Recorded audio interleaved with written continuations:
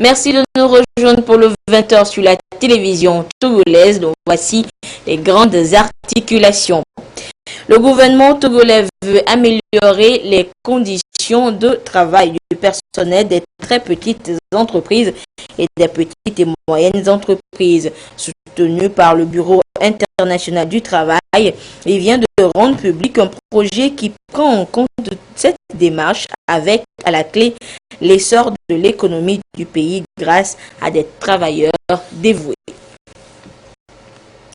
180 millions de francs CFA, c'est le montant du nouveau coup de pouce du gouvernement chinois au Togo dans le secteur de la sécurité et de la protection civile. Montant que vaut le matériel d'intervention offert au corps des sapeurs-pompiers, de la police et de la gendarmerie ce jour.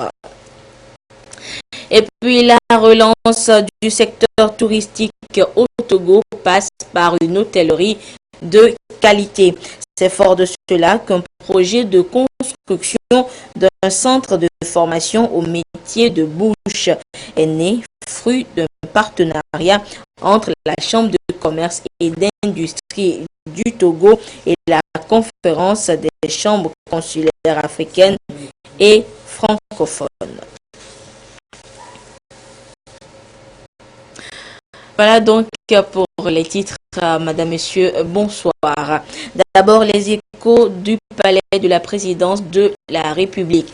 Le chef de l'État, Forest Zimna Inazingbe, a accordé cet après-midi une audience à une délégation du Fonds mondial, conduite par le directeur exécutif, Dr Marc Diboul. Cette délégation est allée féliciter le Togo pour les efforts réalisés dans la lutte contre le VIH-Sida, la tuberculose et le paludisme. Notre pays est éligible au prochain cycle de financement de cette institution humanitaire internationale qui combat les 3 maladies précitées pour une somme de près de 38 millions de francs CFA sur la période de 2018 à 2020. Un dialogue national est également organisé demain dans ce sens pour mobiliser plus de ressources. Nous écoutons le directeur exécutif du Fonds mondial au micro de Chassenam Baga. We had an excellent meeting with His Excellency the President. We discussed his great leadership and the reason we came here as partners, the donors. La discussion portait sur le leadership du président. Il est venu pour le remercier donc pour son leadership avec celui du ministre de la Santé, pour les progrès qui ont été réalisés dans le domaine de la lutte contre le VIH et que le Togo, si les efforts actuels sont maintenus, pourrait être le premier pays à éliminer la transmission de la mère à l'enfant. Il a également discuté et félicité le pays pour les efforts dans la lutte contre le paludisme, en sachant que le Togo pourrait éliminer le paludisme si les efforts actuels sont maintenus.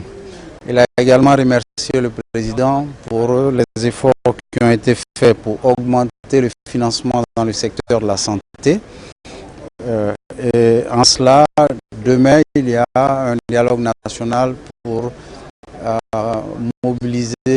identifier des mécanismes pour encore mobiliser plus de ressources pour le financement de la santé.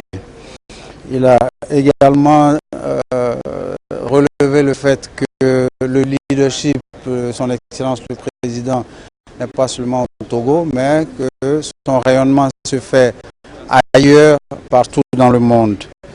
Et qu'à cause de ce leadership-là, le Fonds mondial avec ses partenaires que sont les États-Unis, l'Allemagne, l'Union européenne et la France vont contribuer 58 millions d'euros pour lutter contre ces 3 maladies et le renforcement du système de santé dans, au cours des 3 prochaines années.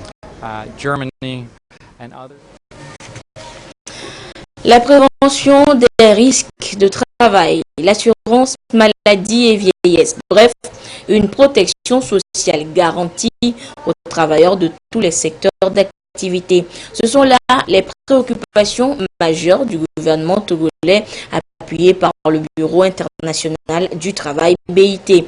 Ils ont ensemble lancé aujourd'hui le projet dénommé Améliorer la gouvernance du travail dans les très petites entreprises TPE et petites et moyennes entreprises PME. L'essentiel est de mettre l'humain au centre du développement économique et assurer ainsi un cadre juridique propice au travail. Les précisions avec Kwasi Glé et Adolphe Paca. Dans cette petite entreprise de la place, voici des ouvriers qui ne visent que leur gagne-pain, sans grande notion sur la protection sociale et des risques de travail. Ailleurs, ce sont de très petites entreprises, soit du commerce, soit de l'artisanat ou encore du secteur agricole qui évoluent dans l'informel.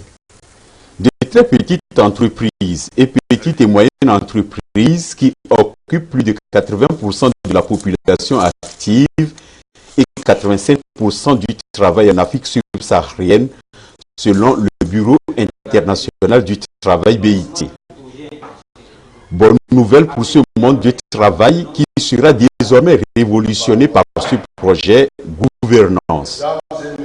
Dans les 36 prochains mois, ce projet entend améliorer les conditions de travail dans les 5 pays bénéficiaires, à savoir le Madagascar, la Tunisie, la Côte d'Ivoire, le Burkina Faso et le Togo.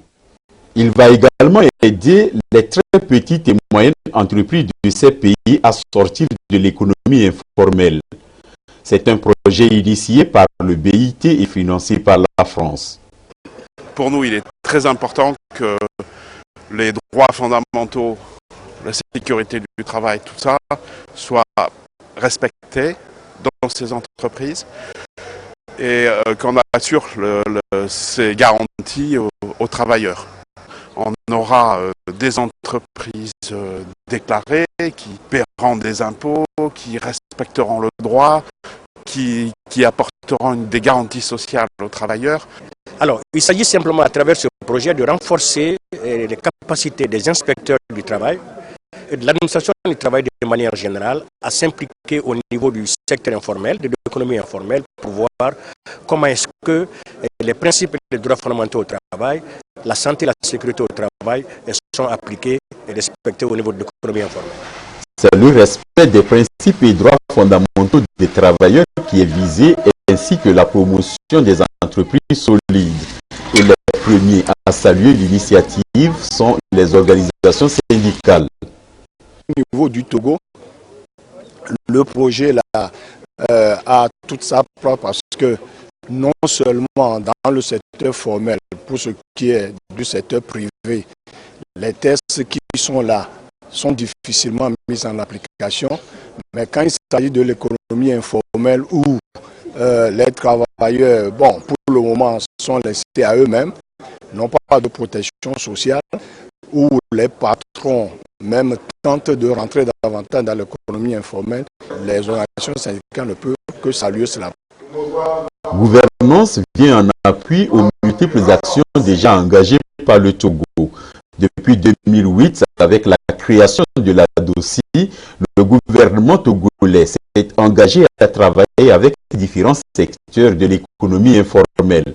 Agriculture, transport, taxi-moto, artisanat, artistes et même médias pour la création de mutuelles afin de leur permettre l'accès à la protection sociale et d'inciter en eux la culture de la fiscalité. Chacun de nous peut percevoir comment il est difficile d'assurer l'observation des principes et droits fondamentaux du travail, de veiller à de meilleures conditions de travail, de faire respecter les règles de santé et de sécurité au travail, de prévenir les risques professionnels au moment même où les entités et les acteurs économiques dont nous parlons ne sont pas clairement identifiés et ne sont pas enregistrés.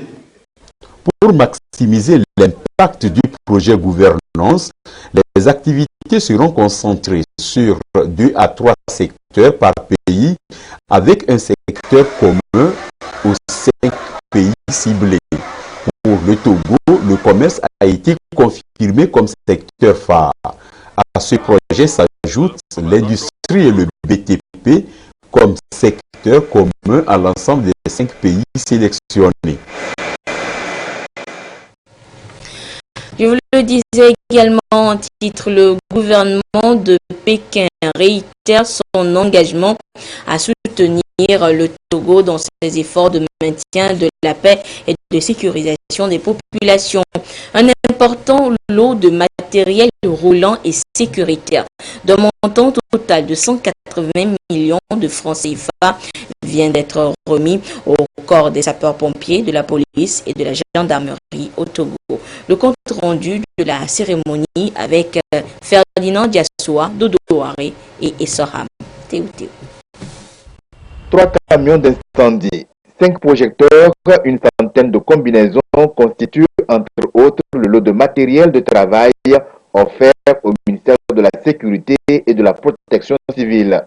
D'une valeur de 180 millions de francs CFA, cet appui logistique va accompagner les sapeurs-pompiers et les policiers dans leur capacité d'agir en faveur de la protection civile et de la lutte contre les incendies et les risques liés aux inondations.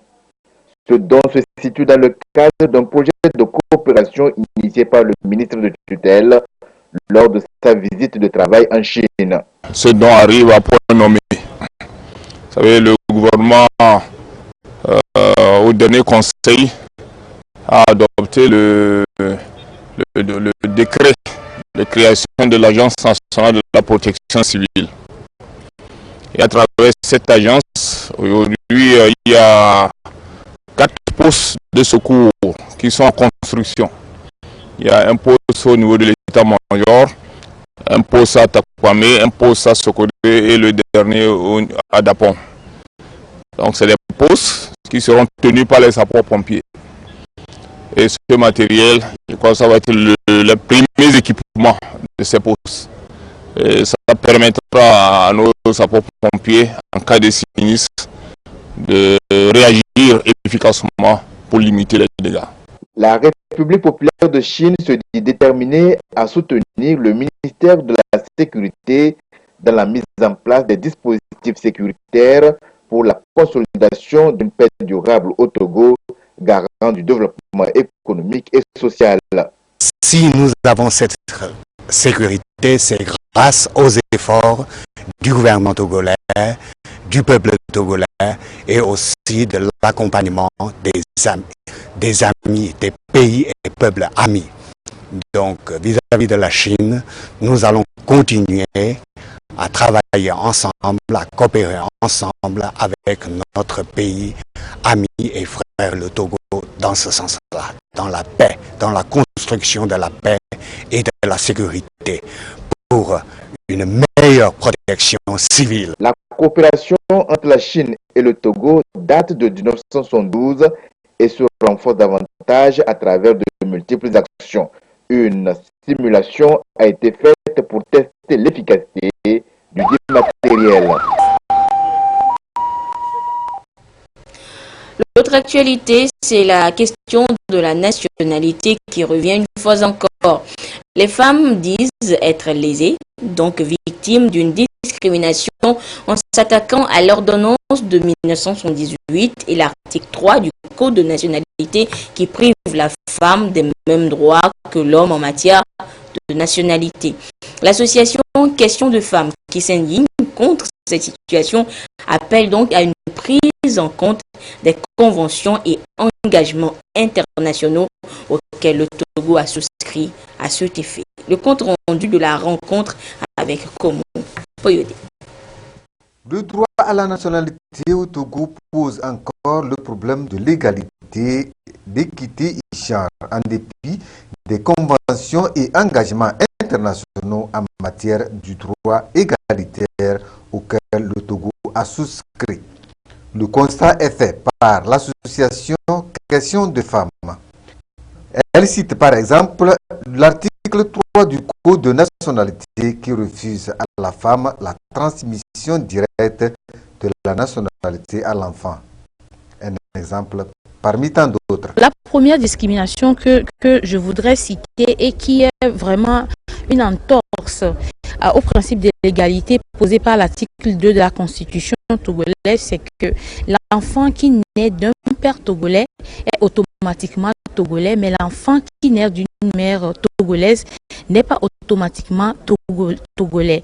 La condition, la restriction que le législateur a posée, c'est que cet enfant, le père de l'enfant, doit être inconnu ou bien ne doit pas avoir de nationalité. Alors on se demande pourquoi il y a cette restriction au niveau de la femme si nous tous nous sommes égaux devant la loi. Donc c'est la première restriction. La deuxième restriction, c'est que la femme étrangère qui épouse un Togolais acquiert automatiquement la nationalité par le biais de son mariage, alors que la femme togolaise qui épouse un étranger, l'étranger ne peut pas acquérir la nationalité du fait du mariage avec une femme togolaise. Cet étranger maintenant est obligé de passer par la procédure de naturalisation qui se fait par décret et qui est une procédure un peu difficile, discrétionnaire.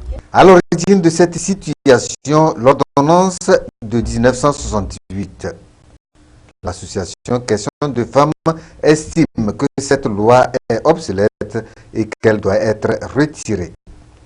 L'objectif général de cette initiative, en collaboration avec l'ONG Campagne mondiale pour l'égalité des droits à la nationalité, est de plaider pour la révision des textes en vue de les adapter aux normes internationales. Une signature de convention de financement est intervenue entre la conférence permanente des chambres consulaires africaines et francophones et la Chambre de commerce et d'industrie du Togo, CCIT. Au terme de cet accord, la construction d'une école de formation aux métiers de bouche que sont l'hôtellerie et la restauration. Le projet vise donc à accompagner le secteur de l'industrie hôtelière pour la promotion du tourisme au Togo. Les précisions avec Arnaud Kili. Au terme de cette convention, la conférence permanente des chambres consulaires africaines et francophones, CPC-CAF, va financer à travers le fonds de l'Agence française de développement AFD la construction d'une école de formation des jeunes aux métiers de bouche, c'est-à-dire aux métiers d'hôtellerie et de restauration. Nous avons des formations à l'hôtellerie et restauration qui sont très pratiques, pratico-pratiques. Donc des CAP, des BP, vraiment des diplômes qui apprennent un métier, qui amènent directement à un métier. Et le but, c'est éventuellement d'aider effectivement la CCI du Togo à développer, à mettre en place ce métier-là pour répondre aux besoins des entreprises du Togo. Donc, on est vraiment ciblé sur une formation en alternance. Il y a une formation qui est une semaine, par exemple, à l'école, 3 semaines en entreprise, 1 semaine à l'école, 3 semaines en entreprise. Après, le rythme, il va être adapté en fonction de vos besoins. Cette école sera le fruit d'un partenariat dynamique Nord-Sud et le secteur privé destiné à développer l'industrie hôtelière et booster le secteur du tourisme. Le Togo, sur le plan culinaire, dans la sous-région, a une très belle réputation. Et c'est sur ces éléments-là que nous appuyons aujourd'hui en tant que structure internationale. Nous travaillons de concert avec nos chefs qui sont des chefs internationaux, mais aussi avec des ressortissants locaux, des Togolais qui ont le savoir-faire pour faire avancer les choses. Le président de la Chambre de commerce et d'industrie du Togo a souhaité que cette initiative puisse prendre forme d'ici 5 ans. C'est dans le souci, dit-il, d'appuyer davantage le secteur privé à la création des richesses et d'emplois. Ce projet de compagnonnage lie la Chambre de commerce et d'industrie du sud du Togo et celle de Rouen. Comme le Togo, à travers tout ce que nos gouvernements ont mis en place pour que l'État ait une croissance, il faut que cette croissance soit appuyée par des acteurs de tourisme et ces acteurs de tourisme viendront et seront accueillis par les techniciens de métier de bouche. Et quand on mange bien, alors on revient et ça crée de la croissance économique pour notre pays. Ces accompagnements consulaires de la CPCCAF sont la preuve des efforts et surtout des performances enregistrées par le Togo ces dernières années en matière de doing business. Une signature de convention donc est intervenue donc ce matin et vous venez là donc de suivre cet élément, cette signature de convention. Notez également que le vendredi prochain, vendredi 10 février, les entreprises retenues au concours Prix Excellence Togo de la qualité recevront leur récompense au cours d'une cérémonie solennelle. Entre autres entreprises, la CEB, la CET, la brasserie Bébé Lomé, l'Institut Formatec et le cabinet d'audit et d'expertise comptable qui recevront donc des prix pour la qualité. Et ce mercredi, le comité d'organisation les a présentés lors d'un point de presse pour ainsi annoncer également la 4e édition de la fête de la qualité. Ce sont des prix en fait pour stimuler les entreprises à la performance et à la compétitivité. Tabita Akakpo, Silver Abdou. Le Togo s'inscrit dans la démarche qualité et ce depuis plusieurs années pour encourager les entreprises à la performance et à la compétitivité.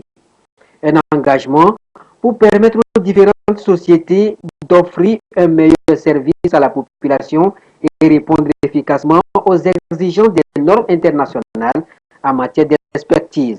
Pour cette 4e édition, 7 entreprises ont été retenues à l'issue du concours Prix Togolais de la qualité dont l'objectif est de promouvoir la performance. C'est d'amener l'entreprise de l'espace CEDEAO.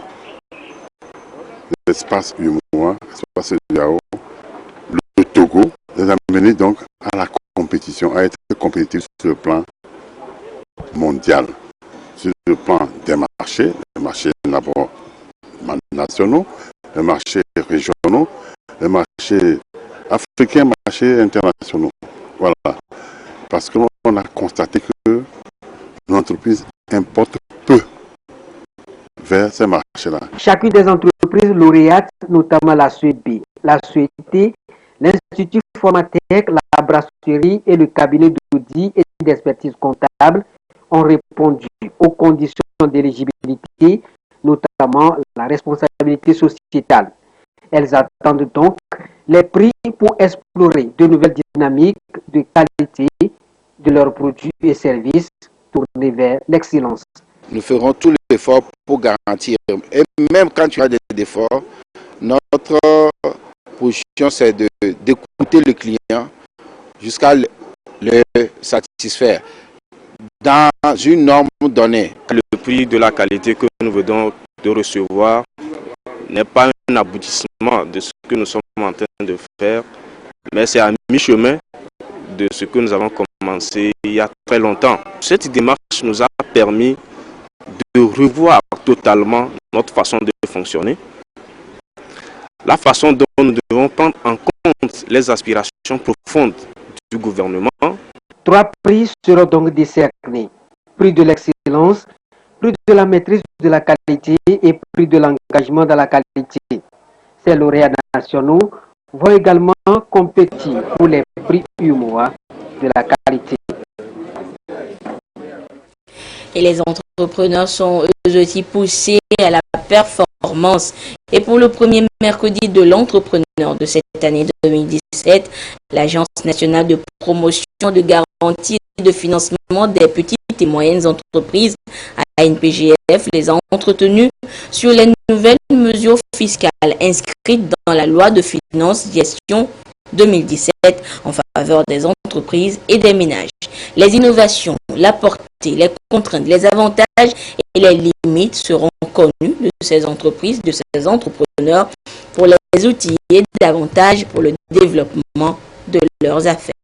Le compte rendu de la séance avec Dodo Waré et Emmanuel Kossi. Pour cette première rencontre de l'année, les opérateurs économiques et les jeunes entrepreneurs se forment et s'informent sur les nouvelles mesures inscrites dans la loi de finances exercice 2017.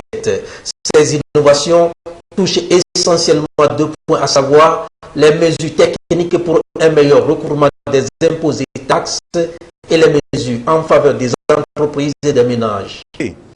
Nous avons la promotion de l'économie numérique, la promotion du transport automobile. Nous avons aussi la promotion du secteur de l'énergie renouvelable, que ce soit les entreprises ou bien les ménages, dès lors qu'ils veulent faire des acquisitions de ces biens et services dans ces secteurs, ils sont exonérés de la TVA. La NPGF entend ainsi approfondir et intensifier son appui technique et financier aux entreprises et aux porteurs de projets à travers des séances de formation sur les problèmes qui freinent l'émancipation des entreprises. Donné. Donc ce que nous proposons, c'est des training days qui vont durer en moyenne 3 jours. Donc au cours de ces 3 jours-là, le thème qui a été abordé au cours d'un mercredi de l'entrepreneur sera repris de façon plus approfondie par un consultant, de façon à ce que tous les contours soient revus, de façon à ce que les chefs d'entreprise puissent avoir l'opportunité de poser des questions qu'ils veulent et de mieux saisir le thème.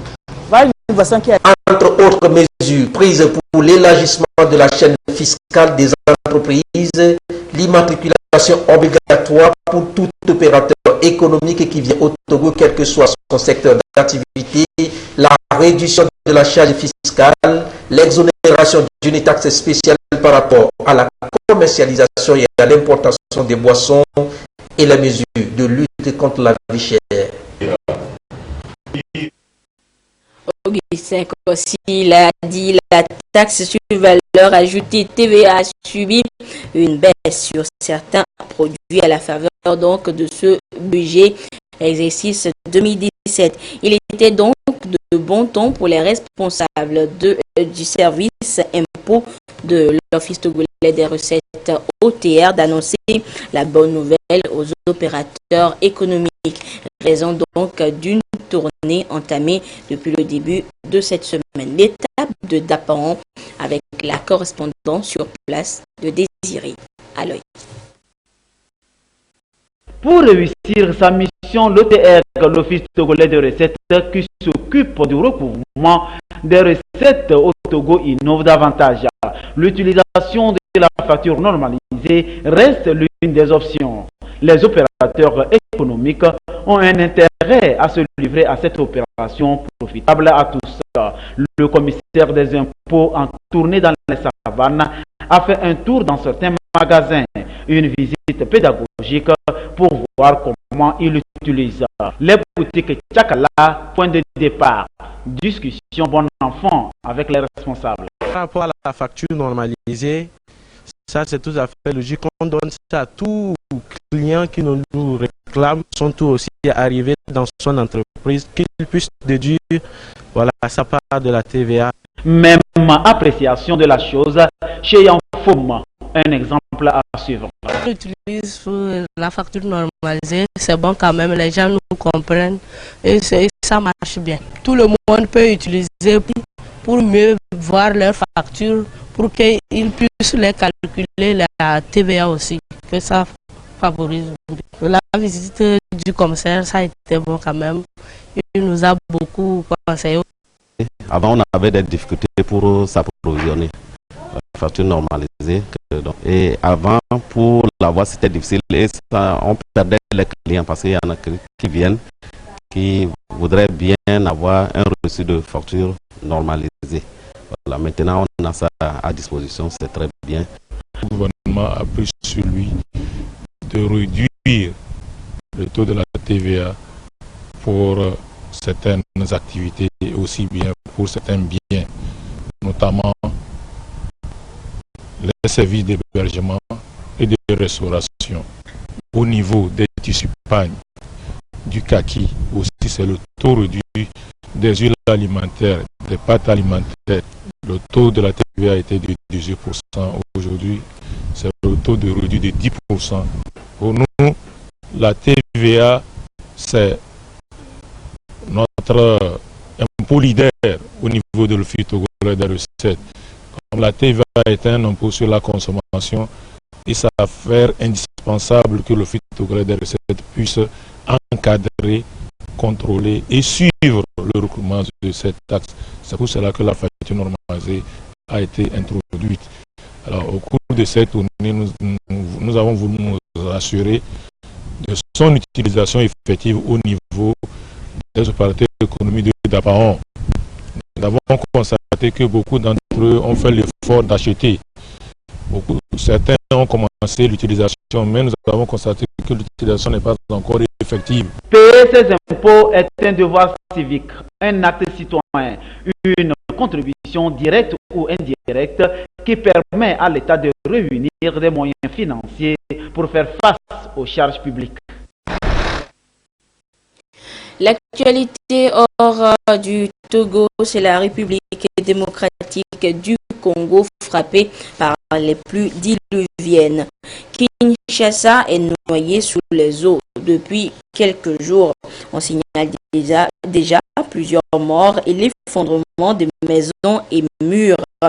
Il faut noter que des inondations se répètent dans la capitale congolaise à la même période depuis 7 ans, une situation qui exaspère les populations. Retour en page nationale pour vous signaler cette signature de convention ce matin entre l'Université de Lomé et la Chambre nationale des huissiers du Togo.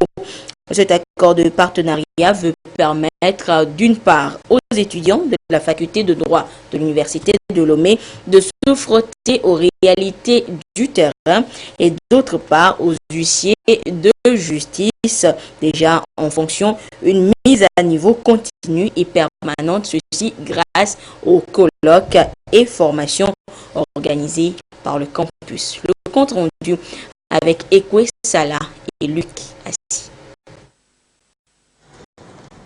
Une signature qui formalise et scelle le partenariat entre la Chambre nationale des huissiers de justice du Togo et l'Université de Lomé UL.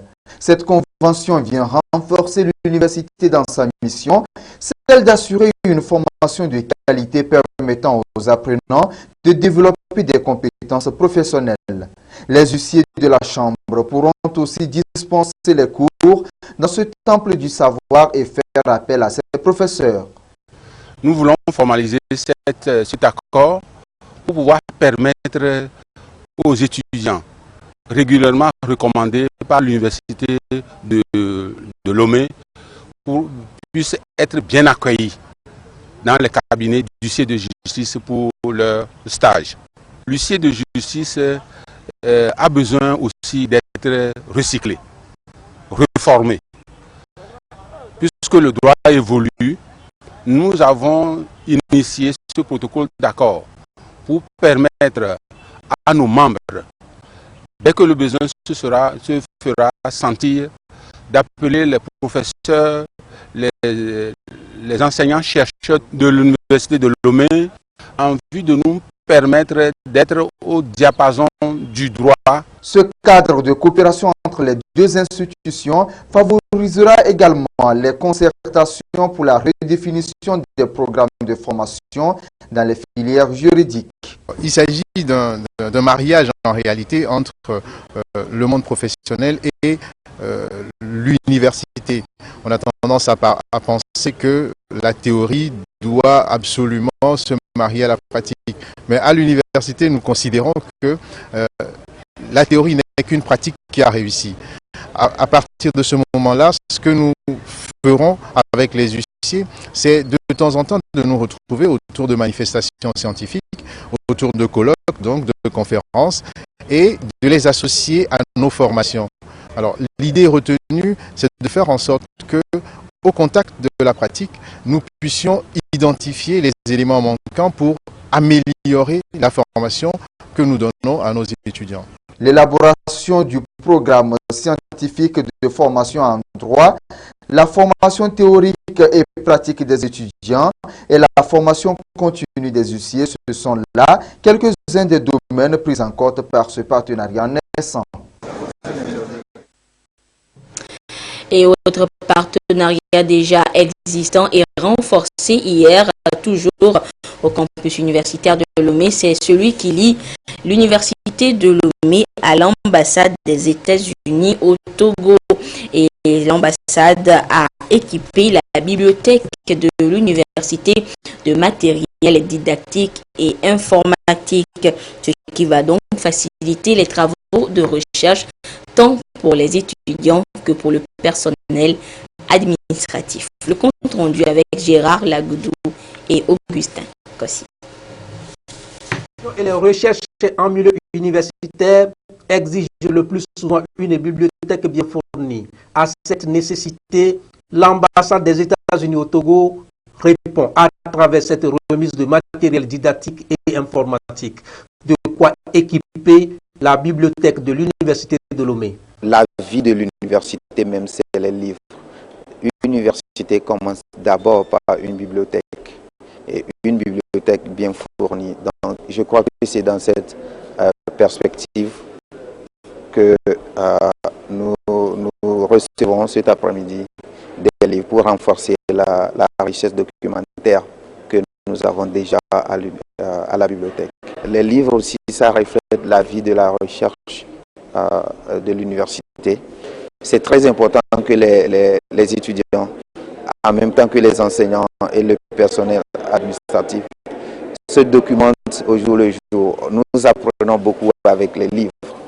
L'université de Lomé et l'ambassade des États-Unis entretiennent depuis belle lurette de fructueux partenariats dans divers domaines d'études, bourses, appui technique à la recherche et création des centres de documentation, des relations qui vont également se renforcer avec d'autres écoles et universités américaines.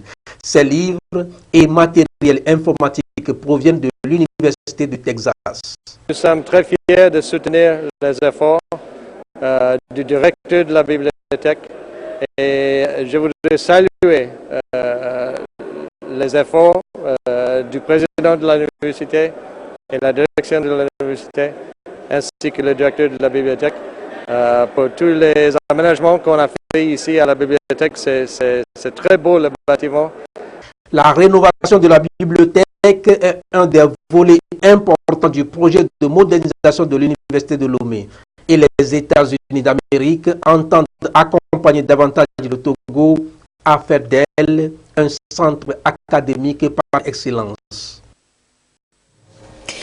Et voilà, ainsi se referme cette édition. Merci à vous qui l'avez suivi un peu partout grâce à la télévision togolaise. Notez les autres rendez-vous avec l'actualité. À 22h30, vous serez en compagnie de Edem ce support pour la dernière édition du journal. Le journal de la mi-journée de demain vous sera présenté par Prudence Zissou. Je vous retrouve ici demain à 20h pour la grande édition du soir. Excellente suite de nos programmes. Au revoir.